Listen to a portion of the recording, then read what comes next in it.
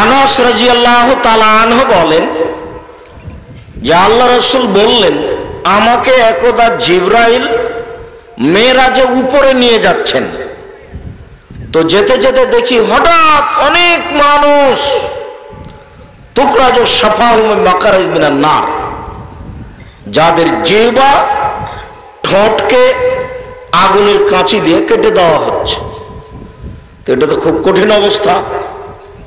কাঁচি হচ্ছে আগুনের কেঁচি দিয়ে জিহ্বা কেটে দেওয়া হচ্ছে, তো এটা তো খুব কঠিন অবস্থা।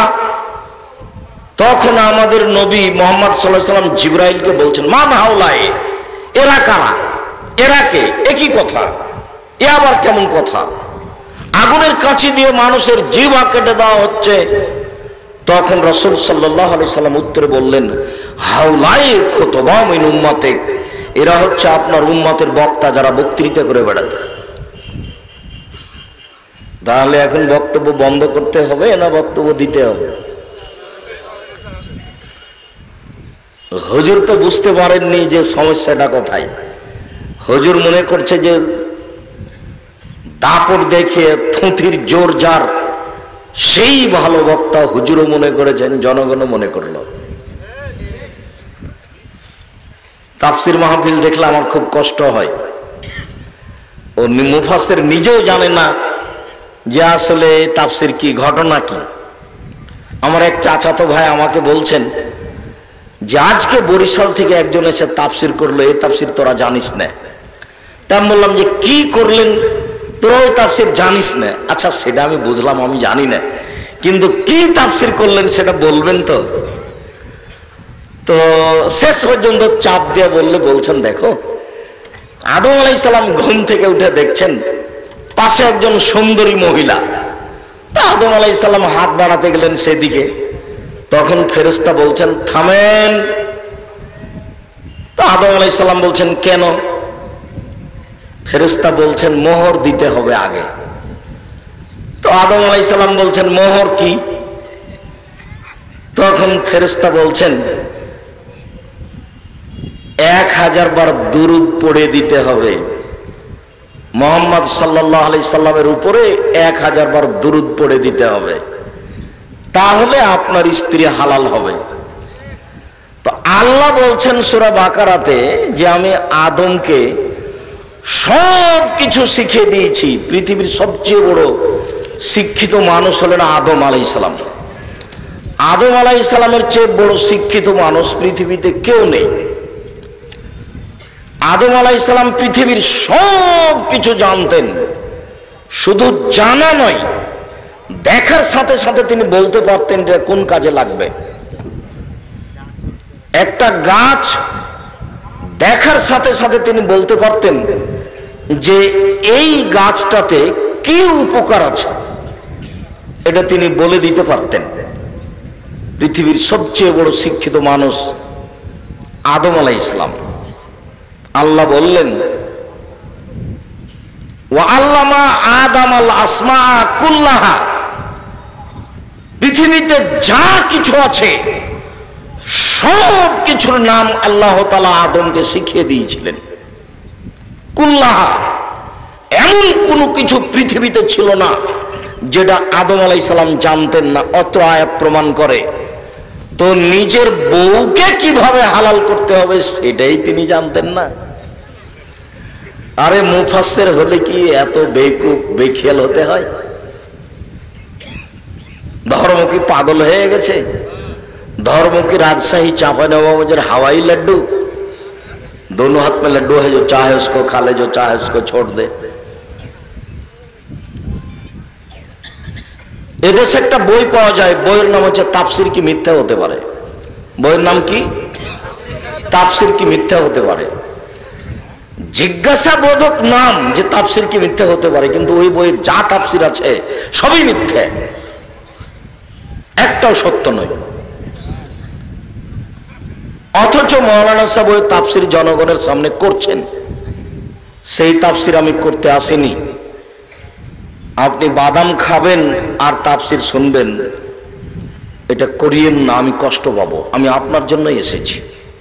সম্মানিত দিনী ভাই বোন, যে যেখানে আছেন চলাচল বন্ধ করে, কথাবার্তা বন্ধ করে গুরুত্বপূর্ণ আলোচনা শোনার জন্য চেষ্টা করুন। কবর যত কঠিন, কিয়ামত তার চেয়ে অনেক অনেক অনেক বেশি কঠিন। কিয়ামত যত কঠিন, জাহান্নাম তার চেয়ে অনেক অনেক অনেক বেশি কঠিন। উসমান রাদিয়াল্লাহু তাআলা আনহু যখন কবরের পাশে দাঁড়াতেন, ওয়াকাফ আলা কাবরিন, যখন তিনি কবরের পাশে দাঁড়াতেন তখনই তিনি কাঁদা আরম্ভ করতেন, হাত্তা ইয়াবুল্লাহ লাহিয়াতাহু, কেঁদে তিনি তার দাড়ি ভিজিয়ে ফেলতেন। তাহলে কবরের পাশে দাঁড়ালেই তার দুই চোখের পানি ঝরঝর ঝরঝর করে ঝরে আসতো। তাকে বলা হলো তাজকুরুল জান্নাত ওয়ান নার ফালা তাবকি ওয়া তাবকি মিন হাযা, আপনি নিচে জাহান্নাম জান্নাতের কথা বলেন, তাতে আপনি কান্নাকাটি করেন না, কিন্তু যখনই আপনি কবরের পাশে দাঁড়ান তখন আপনি এত কাঁদেন কেন? যার কারণে দুই চোখের পানি ঝরে আপনার দাড়ি ভিজে যায়। এইভাবে আপনি কান্নাকাটি কেন করেন? তখন তিনি বললেন, পৃথিবীর মানুষ শুনে রাখো, ইন্নাল কবর আউয়ালু মানজিল মিন মানাজিলিল আখিরা, কবর হচ্ছে পরকালের প্রথম স্তর, প্রথম বিপদ। ভাই নাজা মিনহু ফাবাদ আইসর মিনহু, মানুষ যদি কবরে বেঁচে যায় তাহলে এরপরে যত স্তর আছে সব সহজ হয়ে যাবে। ওয়াইল্লাম ইয়ানজু মিনহু ফাবাদ হাসাদ মিনহু, মানুষ যদি কবরে বাঁচতে না পারে তাহলে এরপরে যত স্তর আছে সব আরো কঠিন ও জটিল হয়ে যাবে। কবর যত কঠিন, কিয়ামত তার চেয়ে অনেক বেশি কঠিন। কিয়ামত যত কঠিন, জাহান্নাম তার চেয়ে অনেক অনেক অনেক বেশি কঠিন। কি দিয়ে বুঝায় আপনাকে আমি কবর কত কঠিন? রাসূল সাল্লাল্লাহু আলাইহি ওয়াসাল্লাম বলেন, যখন তাকে কবরে জিজ্ঞাসা করা হবে দ্বীন সম্পর্কে, মুহাম্মদ সাল্লাল্লাহু আলাইহি সাল্লাম সম্পর্কে, ইসলাম সম্পর্কে, সে যদি উত্তর দিতে না পারে, ইয়াজরিবু জারবাতান, এত জোরে তাকে ফেরেশতা মারবেন, ইয়াসিহু সাইহাতান, সে বাপরে মারে করে চিৎকার করবে, ইয়াসমাউ মা বাইনাল মাশরিক ওয়াল মাগরিব ইল্লা সাকালাইন, সারা পৃথিবীর জীবজন্তু কীটপতঙ্গ পদার্থ জড় পদার্থ সব কিছু তার চিৎকার শুনতে পাবে, মানুষ আর জিন শুনতে পাবে না। এখান থেকে 50,000 কোটি কিলোমিটার দূরে যে বস্তু আছে সেও শুনতে পাচ্ছে এই কবরের চিৎকার। সে কত জোরে চিৎকার করছে আপনাকে আমি বুঝাতে অক্ষম।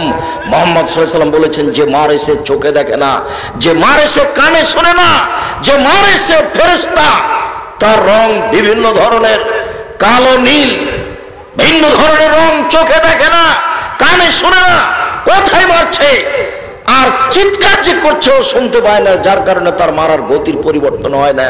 মারে যে সে পুলিশ নয়, মারে যে সে মানুষ নয়, সে খায় না, পেশাব করে না, তার সংসার নাই, তার বিবাহ শাদী নেই, তিনি হচ্ছেন ফেরেশতা।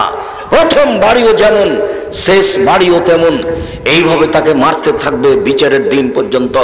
রাসূল সাল্লাল্লাহু আলাইহি সাল্লাম বলেন, যে লাঠি দিয়ে মারা হয়, যে হাতুড় দিয়ে মারা হয়, সেই হাতুড় যদি পাহাড়ের উপরে মারা হয় তাহলে ফায়াসিরু তুরাব, সেটা পাথর হয়ে যাবে, ধুলা হয়ে যাবে, একবারে খান খান হয়ে।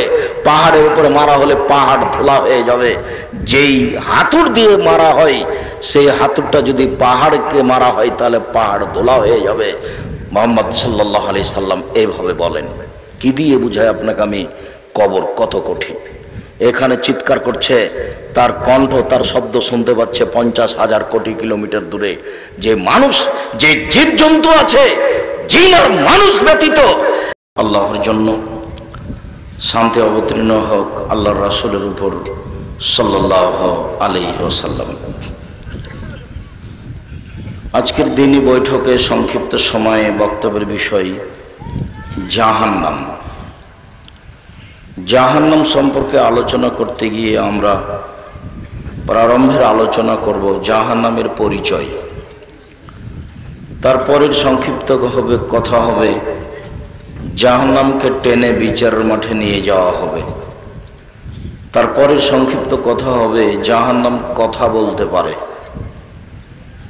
তারপরের সংক্ষিপ্ত কথা হবে জাহান্নামীদেরকে বেঁধে জাহান্নামে নিয়ে যাওয়া হবে। তারপরের সংক্ষিপ্ত কথা হবে জাহান্নামের খড়ি হবে মানুষ ও পাথর। এরপর উল্লেখযোগ্য কিছু শাস্তি। উল্লেখযোগ্য শাস্তির 1 নম্বর শাস্তি, জাহান্নামে মানুষকে আগুন দিয়ে পোড়ানো হবে। জাহান্নামের উল্লেখযোগ্য শাস্তি, মানুষ খেতে চাইলে কাঁটাযুক্ত জাক্কুম গাছ খেতে দেওয়া হবে, যা গলায় বেঁধে যাবে, বেরো হবে না, ভিতরেও যাবে না। তখন পানি চাইলে 1000 বছর পরে জ্বলন্ত উত্তপ্ত ফুটন্ত রক্তপুঞ্জ মিশ্রিত পানি তাকে পান করতে দেওয়া হবে। মানুষের বসবাস হিসাবে জাহান্নাম মানুষের জন্য সবচেয়ে জঘন্য, ঘৃণিত, বিপজ্জনক, ভয়াবহ স্থান। কবর যত কঠিন, কিয়ামত তার চেয়ে অনেক বেশি কঠিন। কিয়ামত যত কঠিন, জাহান্নাম তার চেয়ে অনেক অনেক অনেক বেশি কঠিন। যদিও আমরা বোঝাতে অক্ষম কবর কত কঠিন। সম্মানিত দিনী ভাই বোন, আমরা উল্লিখিত বিষয়ে কথা বলার পূর্বে আপনাদের সাথে জরুরি কয়েকটা কথা। তার প্রথম কথা হচ্ছে, জায়গার তুলনায় যেহেতু উপস্থিতি অনেক বেশি, কাজে আপনারা যে যেখানে আছেন বিরক্ত না হয়ে চলাচল বন্ধ করে, কথাবার্তা ক্রয় বিক্রয় বন্ধ করে, দাঁড়িয়ে হোক বসে হোক গুরুত্বপূর্ণ আলোচনা শোনার জন্য চেষ্টা করবেন। আপনাদেরকে কোরআন হাদিসের আলোচনা শোনানোর জন্য আমরা প্রস্তুত আছি। অনেক কষ্ট করে হলে আমরা এসেছি, কাজেই আশা করি আপনারা মূল্যায়ন করবেন। আরো উল্লেখ্য যে, যেহেতু আমি আব্দুর রাজ্জাক বিন ইউসুফ কোনোদিন কিসসা কাহিনী বলিনি, বলবো না, কাজে আপনি এটাকে তাফসির মাহফিল মনে করিয়েন না যে আমি ইউসুফ জুলেখার কাহিনী শোনাবো আর আপনি মাঝে মধ্যে বাদাম খাবেন, গল্প করবেন, এটা আপনি মনে করিয়েন না। আমরা মনে করছি দিন প্রচারের কিছু মাধ্যম আছে যেখানে আমরা খুব স্পষ্টভাবে বলেছি যে আমার মনে বড় সাধ, আমি এদেশের মাটিতে উন্নত মানের প্রতিষ্ঠান গড়ব ইনশাআল্লাহ। সেটাই জামিয়া সালাফিয়া ডাঙ্গিপাড়া পবা রাজশাহী, সেটাই জামিয়া সালাফিয়া হাটাবো বীরহাটাবো রূপগঞ্জ নারায়ণগঞ্জ ঢাকা, সেটাই জামিয়া সালাফিয়া 6 মাইল বাবুগঞ্জ বরিশাল, সেটাই জামিয়া সালাফিয়া তেঘরা বিরল দিনাজপুর। যেখানে ছেলেমেয়েরা বাংলা, ইংরেজি, আরবি উন্নত মানের শিক্ষা অর্জন করে জাতির অন্যায়ের বিরুদ্ধে লড়বে মুখে কলমে মিডিয়ায় ইনশাআল্লাহ। মুখে আমরা জাতির সামনে কথা বলছি, যেখানে আমরা কিসসা কাহিনী, রূপক কোনো কথা না বলার চেষ্টা করি, যেখানে আমরা মানুষ সমাজে মিডিয়ার মাধ্যমে দিন প্রচারের চেষ্টা করি। যেসব মিডিয়াগুলো সামনে অবস্থান করছে, এছাড়াও আমাদের একটি মিডিয়া আছে জামিয়া সালাফের পক্ষ থেকে, অনলাইন আল ইতেশাম টিভি। সাথে সাথে আমরা কলমের মাধ্যমে দিনের খিদমত করার চেষ্টা করছি সঠিকভাবে। বেঠিকভাবে মানুষ অনেকে চেষ্টা করেছে, করছে, যার নমুনা আপনাদেরকে আমি অনেক সময় দিয়ে থেকেছি। যেমন আপনাকে আমি এখন একটা মানুষের মিথ্যা কলম দেখাই। কোরআন মাজিদের শেষে এখানে লেখা আছে আরবিতে দুয়া ও খাতমিল কোরআন, তার মানে নিচের এটা একটা দুয়া কলমে লেখা আছে, প্রেসে ছাপা আছে। তার তারপরে আছে অনেক বড় একটা দোয়া, 1 পৃষ্ঠে যাবত। তাতে আমি 90 সাল থেকে বলেছি এ যাবত যে এইটা যদি রাসূল সাল্লাল্লাহু আলাইহি সাল্লামের দোয়া প্রমাণ হয়ে যায়, তাহলে অন্তত আমি আব্দুর রাজ্জাক বিন ইউসুফ সেদিন থেকে আর জাতির সামনে কথা বলবো না। তার মানে মুখে যেমন ধর্মের নামে মিথ্যা কথা আছে, মিডিয়াতেও তেমন ধর্মের নামে মিথ্যা কথা আছে, কলমেও তেমন ধর্মের নামে মিথ্যা কথা আছে। আর এই মিথ্যা কথা কি শুধু সাধারণ বইয়ে লাগানো আছে? কোরআন মাজিদে লাগানো আছে। মানুষের সাহস কত! ধর্ম তার কাছে কোনো মূল্যায়নকর বস্তু এটা নয়, ধর্মের সে 5 পয়সা দাম দেয় না। রাসূল সাল্লাল্লাহু আলাইহি ওয়াসাল্লাম বললেন, পৃথিবীর মানুষ বাল্লিগু আন্নী ওয়ালা আয়া, আমার একটি কথা জানা থাকলে অন্যকে বলো। এই কথা রাসূল সাল্লাল্লাহু আলাইহি সাল্লাম বললেন, তার কথা আমাদেরকে মানুষের সামনে বলতে হবে। তারপরের বাক্যে বললেন, ও হাদিসু আন বানি ইসরাইল ওয়ালা হারাজ, বানি ইসরাইলের কাহিনী বলো, কোনো দোষ নেই। তার মানে হাজার হাজার বছর আগে যেসব লোক চলে গেছে, এদের কিস্সা কাহিনী জাতির সামনে বলো, কোনো দোষ নেই। কিন্তু 3 নম্বর বাক্যটি আল্লাহ রাসূল বললেন, ওমান কাযাবা আলাইয়া মুতাআম্মিদান ফালিয়াতাবাওয়া মাকআদাহু মিনান নার, কেউ যদি কোনো কথা আমার নামে বলে, সেই কথা যদি আমার না হয়, তাহলে তার থাকার জায়গা জাহান্নাম। দোয়াও খাতমুল কোরআন, কোরআন খতমের দোয়া, এইটা যদি রাসূলের না হয়, তাহলে যারা লিখলেন বললেন তাদের কি হবে? সম্মানিত দ্বীনী ভাই বোন, বুখারী মুসলিমের অত্র হাদিসটি যদি এইভাবে হতো, তাহলে ভালো বুঝে আসতো। 1, আমার একটি কথা জানা থাকলে অন্যকে বলো। 2, বনী ইসরাইলের কাহিনী বলো। 3, তাহলে তোমরা জান্নাত পাবা। তাহলে কথাটার সুন্দর মিল থাকতো। কাজ দুটা করলে এখন জান্নাত হবে। কিন্তু রাসূল সাল্লাল্লাহু আলাইহি সাল্লাম এভাবে বললেন না।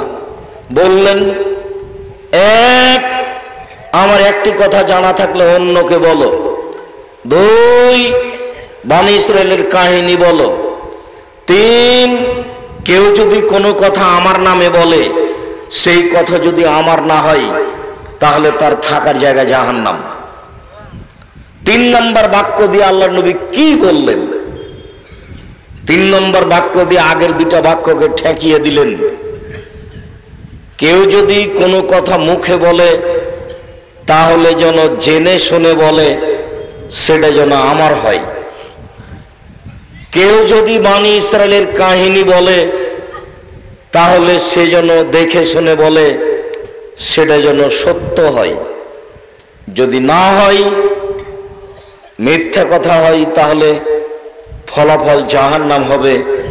হুজুর যত বড়ই হোক, আল খাল্লা যত বড়ই হোক, পাগড়ি যত বড়ই হোক, বিচারের মাঠে রেহাই পাওয়ার কোনো সুযোগ নেই। ধর্মের নামে কথা বললে খুব হিসাব করে, খুব বিবেচনা করে সত্য সঠিক কথা বলতে হবে। অন্যথায় মাওলানা সাহেবের সুযোগ সহজে হারিয়ে যাবে, ফলাফলে জাহান্নাম যেতে হবে।